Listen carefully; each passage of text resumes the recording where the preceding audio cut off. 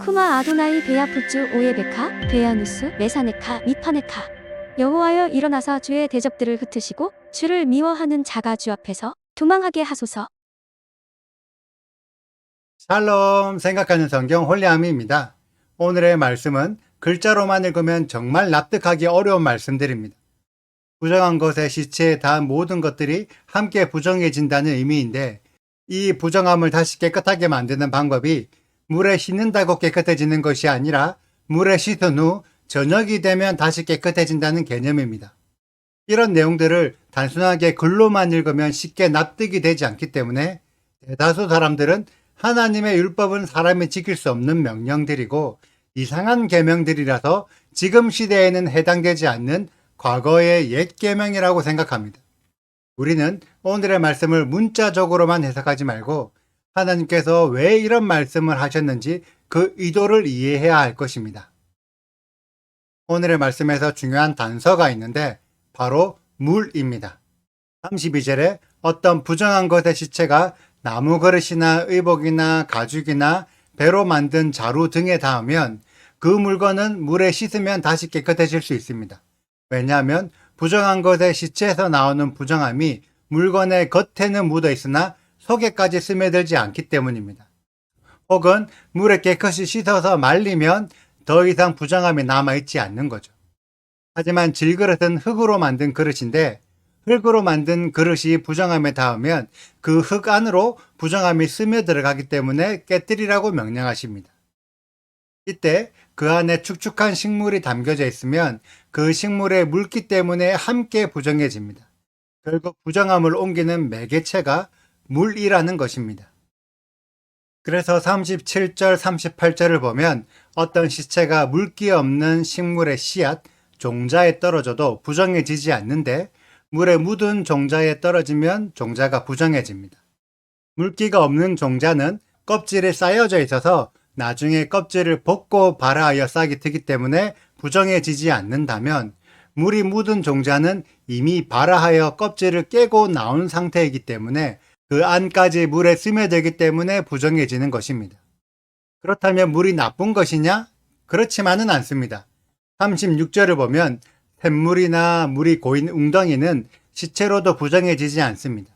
이때 샘물이나 물이 고인 웅덩이는 물의 근원과 연결되어 있는 상태로 계속 물이 흐르거나 많은 양의 물로 스스로 정화 작업이 일어나고 있는 상태의 물을 말합니다.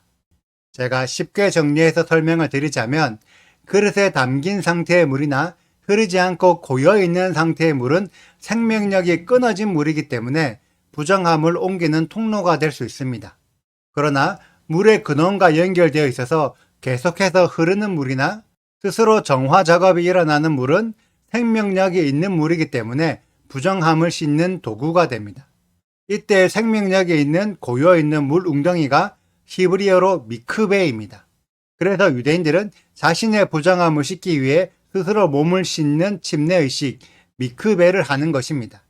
생명력이 있는 물에 부정한 몸을 담금으로 스스로를 정결하게 만드는 거죠. 세례 요한도 이 원리로 요단강에서 침례를 하고 있었고 예수께서도 죄를 없애기 위한 것이 아니라 스스로를 더욱 정결하게 만들기 위해 세례 요한에게 침례를 받으셨습니다. 그리고 부정함이 묻었을 때 물에 씻어도 바로 정결해지는 것이 아니라 저녁까지 부정하다가 저녁이 지나서 다음 날이 시작되면 부정함이 제거됩니다. 과연 실제로 부정함이 묻어 있었는데 낮부터 저녁까지는 부정함이 붙어 있다가 저녁이 지나면 부정함이 떨어져 나갈까요? 이런 과정은 실제의 과정이라기보다 영적인 의미 혹은 상징적인 의미로 이해해야 합니다. 내가 부정한 상태라는 것을 인지해서 정결해지는 과정을 거쳤다면 그날 하루 동안은 계속해서 스스로를 절제하며 더 큰 부정을 입지 않도록 자신을 주의해라는 의미입니다. 그래서 오늘의 말씀은 사람을 겸손하게 만들고 정결해지기를 더욱 사모하도록 만드는 하나님의 깊은 가르침이라고 생각할 수도 있을 것입니다. 그래서 44절부터 나오는 하나님의 진짜 목적은 사람이 더러우니까 부정한 존재다라고 정죄하는 것이 아니라 스스로를 부정함으로부터 구별하여 계속해서 거룩한 상태를 유지할 수 있도록 일깨워주는 말씀입니다.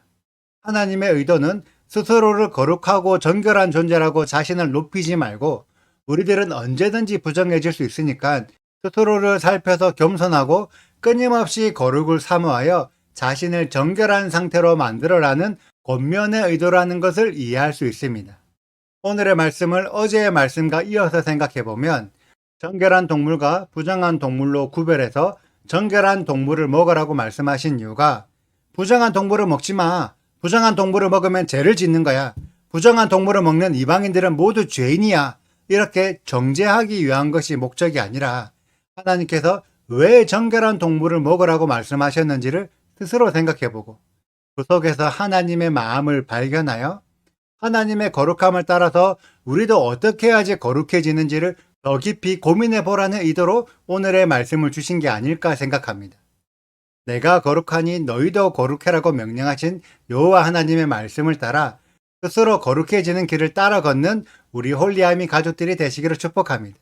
그래서 예수님께서도 이미 정결한 상태의 거룩한 분이시지만 계속해서 부정해지지 않으려고 스스로 구별된 삶을 사셨습니다. 하나님의 아들이라고 해서 함부로 능력을 행하면서 스스로를 높이지 않으셨다는 의미이지요. 예수야라도 생명력이 끊어진 물, 생명력이 없는 자신의 생각으로 제자들을 가르치셨다면 제자들을 부정하게 만들 수도 있습니다. 그래서 예수야는 공생의 내내 하나님의 생명력에서 끊어지지 않으려고 항상 기도하시면서 계속해서 하나님의 음성을 들으시고 하나님께서 주신 생명력으로 이스라엘과 제자들을 더욱 정결한 상태로 만들기 위해 부단히 노력하셨습니다. 생명의 근원과 연결된 가르침으로 날마다 정결해지는 우리들이 되기를 소망합니다. 오늘의 영상은 여기까지입니다. 오늘의 말씀 읽으시고 질문이 있으시다면 언제든지 댓글로 남겨주세요. 오늘도 감사합니다. 샬롬! 그것 중 어떤 것이 어느 질그릇에 떨어지면 그 속에 있는 것이 다 부정하여 지나니 너는 그 그릇을 깨뜨리라. 먹을 만한 축축한 식물이 거기 담겼으면 부정하여질 것이요 그 같은 그릇에 담긴 마실 것도 부정할 것이며 이런 것에 주거미 물건 위에 떨어지면 그것이 모두 부정하여지리니 화덕이든지 화로이든지 깨뜨려 버리라. 이것이 부정하여져서 너희에게 부정한 것이 되리라. 샘물이나 물이 고인 웅덩이는 부정하여지지 아니하되 그 주검에 닿는 것은 모두 부정하여질 것이요 이것들의 주검이 심을 종자에 떨어지면 그것이 정하거니와 만일 종자에 물이 묻었을 때에 그것이 그 위에 떨어지면 너희에게 부정하리라. 너희가 먹을 만한 짐승이 죽은 때에 그 주검을 만지는 자는 저녁까지 부정할 것이며 그것을 먹는 자는 그 옷을 빨 것이요 저녁까지 부정할 것이며 그 주검을 옮기는 자도 그의 옷을 빨 것이요 저녁까지 부정하리라. 땅에 기어다니는 모든 길짐승은 가증 한 집 먹지 못할지니 곧 땅에 기어다니는 모든 기는 것 중에 배로 밀어 다니는 것이나 내 발로 걷는 것이나 여러 발을 가진 것이라. 너희가 먹지 말지니 이것들은 가증함이니라. 너희는 기는 바 기어다니는 것 때문에 자기를 가증하게 되게 하지 말며 또한 그것 때문에 스스로 더럽혀 부정하게 되게 하지 말라. 나는 여호와 너희의 하나님이라. 내가 거룩하니 너희도 몸을 구별하여 거룩하게 하고 땅에 기는 길짐승으로 말미암아 스스로 더럽히지 말라. 나는 너희의 하나님이 되려고 너희를 애굽 땅에서 인도하여 낸 여호와라. 내가 거룩하니 너희도 거룩할지어다. 이는 짐승과 새와 물에서 움직이는 모든 생물과 땅에 기는 모든 길짐승에 대한 규례니 부정하고 정한 것과 먹을 생물과 먹지 못할 생물을 분별한 것이니라. 구독과 좋아요를 눌러주세요. 그리고 알림 설정도 해주시고요. 그리고 하트도 꼭 눌러주세요.